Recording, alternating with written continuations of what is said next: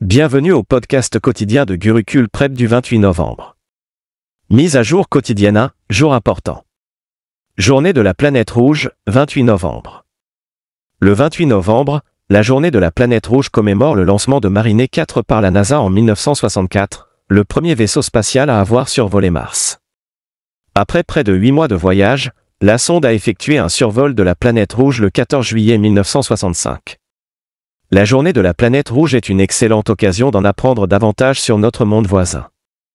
La première personne à observer Mars à travers un télescope fut Galileo Galilei. Le nom de la planète, associé à son apparence rouge, provient du dieu romain Mars. Mise à jour quotidienne 2, accord. Switch Mobility signe un protocole d'accord avec Vertlo pour accélérer l'adoption des véhicules électriques en Inde. Switch Mobility Automotive Ltd. a signé un protocole d'accord stratégique avec Vertlo pour déployer 1000 véhicules électriques à travers l'Inde au cours des 3 à 5 prochaines années. Cette alliance vise à résoudre des problèmes cruciaux tels que le changement climatique, la pollution de l'air et la congestion urbaine, en intégrant les véhicules électriques légers commerciaux avancés, ELCV, et les bus électriques de Switch Mobility dans la plateforme de leasing de Vertlo. La filiale d'Ashok Leyland a déclaré que Vertlo financera et louera les bus électriques et ELCV avancés de Switch. Mise à jour quotidienne 3, accord. L'Uttar Pradesh signe un protocole d'accord pour promouvoir les séjours chez l'habitant autour des sites touristiques. Le département du tourisme de l'Uttar Pradesh et Bayweaver Nest à Lucknow ont conclu un accord visant à promouvoir les séjours chez l'habitant à proximité des lieux touristiques, en s'inspirant de réussites internationales. Ce partenariat vise à collecter des informations importantes pour améliorer les infrastructures et les équipements autour de ces hébergements. L'objectif est d'offrir aux voyageurs une expérience mémorable qui leur permette de se connecter à la culture et au mode de vie de la région. G.V. Singh, ministre du Tourisme et de la Culture de l'Uttar Pradesh, a annoncé cet accord. Mise à jour quotidienne 4, nomination. G. Balasubramanian nommé haut-commissaire en République des Maldives. G. Balasubramanian, officier du service extérieur indien de la promotion 1998, a été désigné comme le prochain haut-commissaire de l'Inde aux Maldives. Actuellement haut-commissaire en République fédérale du Nigeria, il devrait bientôt prendre ses nouvelles fonctions. Munu Mahawar occupe actuellement ce poste depuis le 10 novembre 2021. Titulaire d'un diplôme de 3e cycle en administration publique, G. Balasubramanian a rejoint le service extérieur indien en 1998. Mise à jour quotidienne 5, nomination. L'Inde nomme Dinesh Bhatia ambassadeur au Brésil.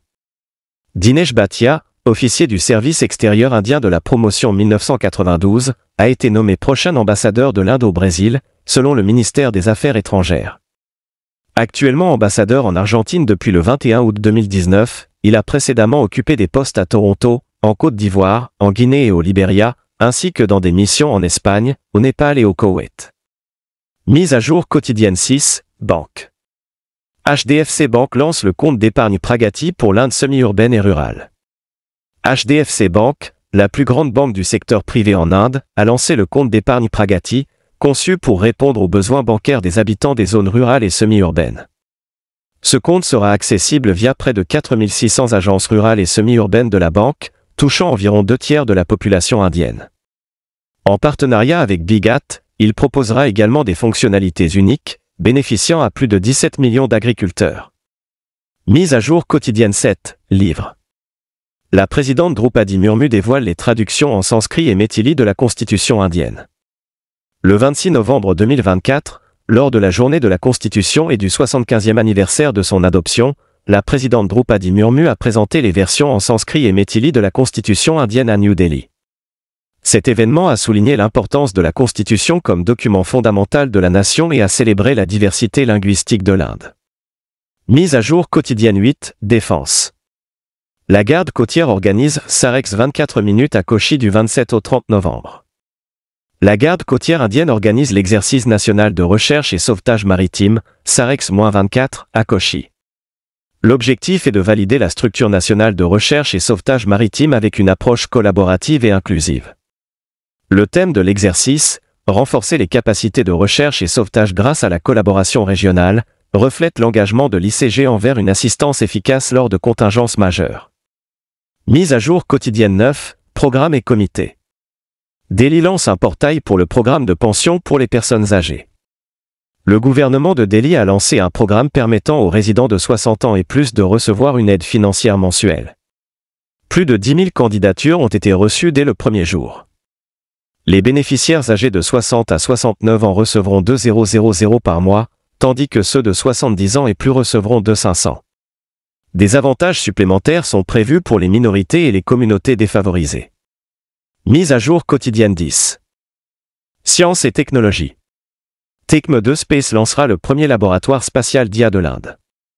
La start-up Tecmo2 Space basée à Hyderabad a annoncé le lancement de MoiTD, My Orbital Infrastructure, technologie de Monstrator, le premier laboratoire spatial d'IA de l'Inde.